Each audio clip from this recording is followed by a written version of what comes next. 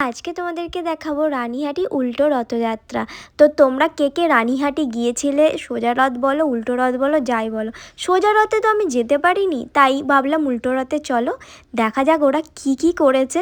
যেখানে গিয়ে দেখলাম, ফার্স্টে দেখলাম বাউল গানের আয়োজন করেছে, যেখানে সকলে মিলে দাঁড়িয়ে একজোট হয়ে দেখছে। আর বাপরে ভিড়ের কথা তো বলোই না। তোমরা দেখতে পাচ্ছ দুই ধারে যেখানে দড়ি লাগানো আছে, কত ভিড় বাপরে। আর এখানে বাচ্চাদের জন্য দেখো কি সুন্দর সুন্দর গরিলা, আরও অনেক কিছু সব লোক সেজেছে, যেগুলো দেখতে কি ভালো লাগে। ছোটোবেলায় এইগুলোকে দেখে আমরা প্রচণ্ড পরিমাণে ভয় পেতাম। আর আমার পাশেও কিছু বাচ্চা ছিল যারা প্রচুর ভয় পাচ্ছিল ওদেরকে দেখে। আর কিছু কিছু জনকে তো দেখে খুব মজা নিচ্ছিল। এখানে এই গরিলাটা প্রচুর বদমাইশি বাচ্চাদেরকে জ্বালাচ্ছিল। আর এখানে দেখো সাঁওতাল ডান্সেরও কি সুন্দর আয়োজন করছে, আরও অনেক কিছু করেছে, দেখাবো পরের পার্টে।